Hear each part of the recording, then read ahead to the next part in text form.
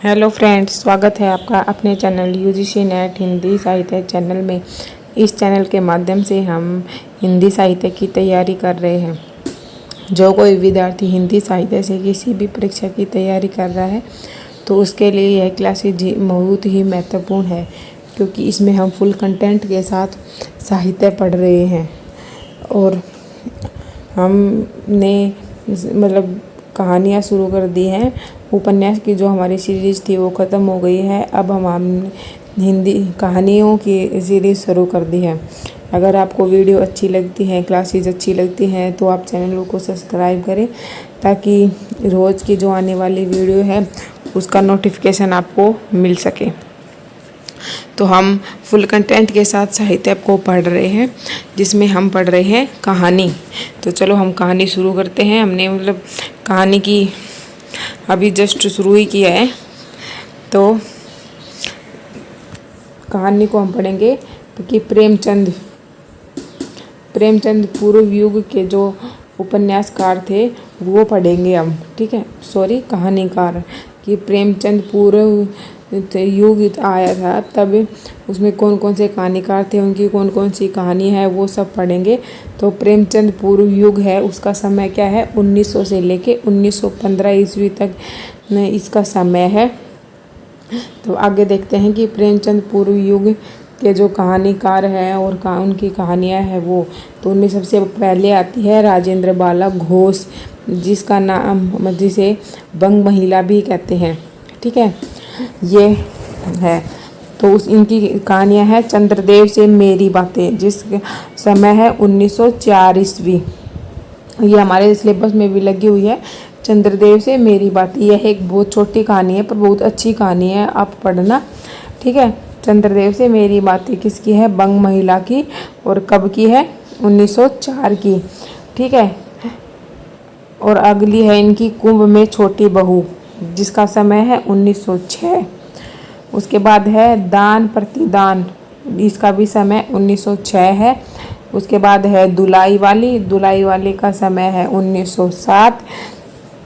उसके बाद है दालिया, जिसका समय है 1909।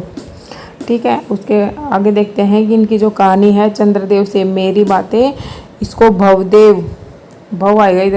भवदेव पांडे ने हिंदी की प्रथम राजनीतिक कहानी कहा है, और इन्होंने इसे प्रथम कहानी भी माना है।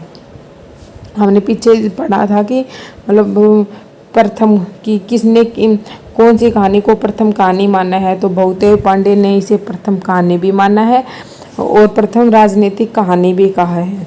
ठीक है, और इनकी जो रचना है, कहानी है दुलाई वाली, यह बंगाल विभाजन पर आधारित इनकी कहानी है। बंग विभाजन का परिवेश लिया गया है इसमें दुलाई वाली में। ठीक है, जो बंगाल विभाजन हुआ था उसका चित्रण है इसमें। उसके बाद अगली आती है केशव प्रसाद सिंह।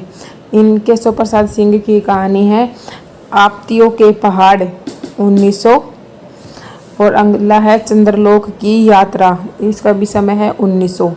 ठीक है, यह जो चंद्रलोक की यात्रा इनकी कहानी है, यह डायरी शैली में लिखी गई कहानी है, और यह प्रथम वैज्ञानिक कहानी है। चंद्रलोक की यात्रा, जिसका समय है 1900, यह डायरी शैली में लिखी गई कहानी है और प्रथम वैज्ञानिक कहानी कहा गया है इसे। उसके बाद अगले आते हैं माधव प्रसाद मिश्र की कहानी है। पहली है मन की चंचलता, जिसका समय है 1900 ईस्वी। और दूसरी है पुरोहित का आत्म त्याग, इसका भी समय है 1900 ईस्वी। तो माधव प्रसाद की दो कहानियां हैं, मन की चंचलता और पुरोहित का आत्म त्याग, दोनों का समय है 1900 ईस्वी। ये जितनी भी कहानियां हैं, ये सारी कहानियां इम्पोर्टेंट है, पेपर में आती है, तो इनको आपको अच्छे से याद करना है। उसके बाद आते हैं गिरिजादत्त वाजपेयी। तो गिरिजादत्त वाजपेयी की रचना है की कहानी है पति का पवित्र प्रेम, 1903 ईस्वी। पंडित और पंडितानी, 1903 ईस्वी। तो गिरिजादत्त वाजपेयी की भी दो ही कहानियां हैं कि पति का पवित्र प्रेम और पंडित और पंडितानी, इन दोनों का समय 2003 है। उसके बाद अगले आते हैं कार्तिक प्रसाद खत्री। कार्तिक प्रसाद खत्री की एक ही कहानी है, दामोदर राव की आत्म कहानी, या इधर ऐसे आधा आएगा तो आत्म कहानी। ठीक है, कार्तिक प्रसाद खत्री की है दामोदर राव की आत्म कहानी। उसके बाद आगे देखते हैं वृंदावन लाल वर्मा।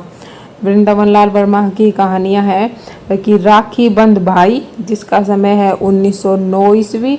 और इनकी ये जो कहानी है, इसमें इससे ऐतिहासिक कहानी की जो परंपरा है वह आरंभ होती है। ठीक है, ऐतिहासिक कहानी लिखनी आरंभ होती है राखी बंध भाई कहानी से, जो कि है वृंदावन लाल वर्मा की, और इसका समय है 1909 ईस्वी।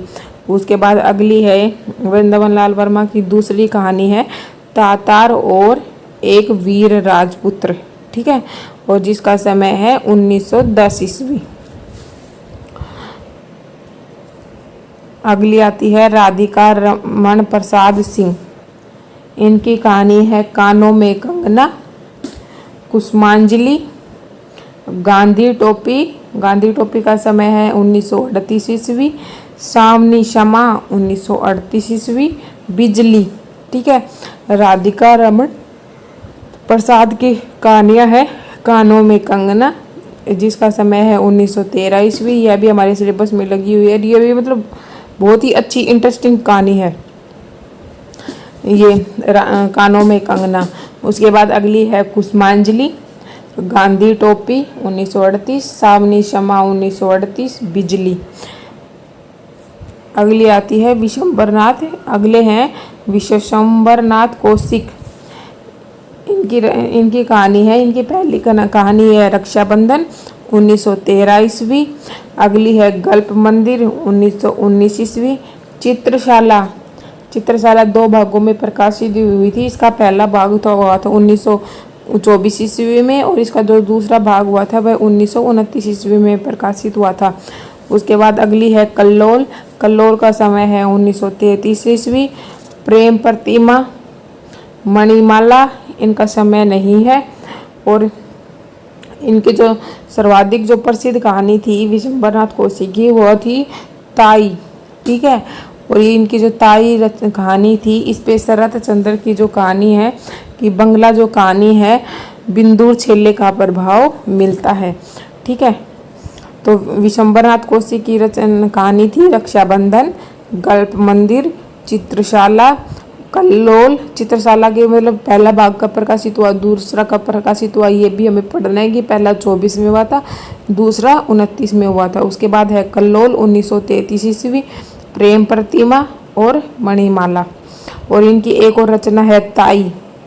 ठीक है, जिस पर किसका प्रभाव था कि बंगला जो कहानीकार थे बिंदुर छेले, शरत चंद्र, उनकी कहानी थी, बिंदुर छेले का प्रभाव था। उसके बाद अगले हैं कि प्रेमचंद। ये कथन है रामचंद्र तिवारी का है विशंबरनाथ कौशिक के संबंध में। उन्होंने कहा है कि जो विशंबरनाथ कौशिक थे वे भी प्रेमचंद की तरह आसपास की जो जिंदगी होती थी, जिंदगी से कहानी के विषय लिए हैं, और पारिवारिक समस्या जैसे बाल विवाह, पर्दा प्रथा, दहेज प्रथा आदि का अंकन इन्होंने किया है। कि जैसे प्रेमचंद थे वो भी अपने आसपास की जो आसपास की जिंदगी थी उन्हीं का विषय लेकर कहानी लिखते थे, वैसे ही विशंबरनाथ कौशिक ने भी अपने आसपास कहानी का जो जीवन है उसी से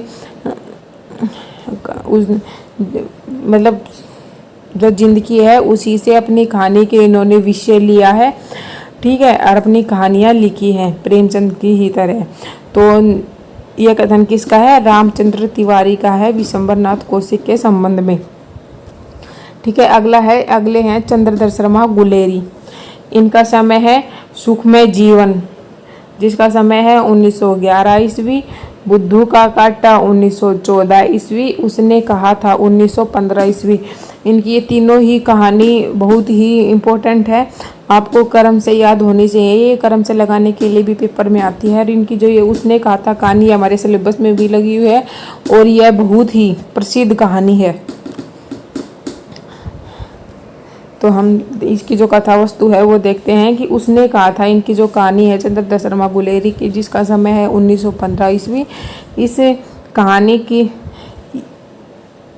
इस काल की यह जो कहानी है इस काल की उपलब्धि है, मतलब उस काल में जब लिखी गई थी उस काल की उपलब्धि है, आज भी बहुत है। ठीक है, इससे इसके जो केंद्रीय चरित्र है इसका लहना सिंह, उसके माध्यम से इसमें प्रेम, कर्तव्य तथा आत्म बलिदान के पारंपरिक संघर्ष को मर्मस्पर्शी चित्रण किया गया है इसमें। ठीक है, कि इसमें लहना सिंह है, उसके प्रेम का, उसके कर्तव्य का और उसका जो आत्म बलिदान है उसका चित्रण है बताया गया है इसमें। आगे है कि हिंदी की पहली ऐसी कहानी है जो फ्लैशबैक शैली में लिखी गई थी। ठीक है, कि उसने कहा था यह हिंदी की सबसे पहली कहानी है जिसमें फ्लैशबैक शैली का प्रयोग किया गया था। फ्लैशबैक शैली मतलब पूर्व दीप्ति। ठीक है, और उसके बाद है कि इनकी जो कहानी सुखमय जीवन, यह भारत मित्र जो पत्रिका थी उसमें प्रकाशित हुई थी। सुखमय जीवन किसमें हुई थी? भारत मित्र में। और उसने कहा था यह सरस्वती पत्रिका में प्रकाशित हुई थी। तो ये थे हमारे प्रेमचंद पूर्व जो कहानीकार थे वो, और ये सारे ही इम्पोर्टेंट हैं। इनमें मतलब किसी की भी कोई बहुत ज़्यादा कहानियाँ नहीं है, सबकी 2-2, 3-3 या 4 कहानियाँ हैं जो आपको याद करनी है, मतलब अच्छे से याद करनी है, पेपर में बहुत बार आती है। तो आज के लिए इतना ही। अगर आपको वीडियो अच्छी लगे तो वीडियो को लाइक शेयर सब्सक्राइब करें। Thank you for watching.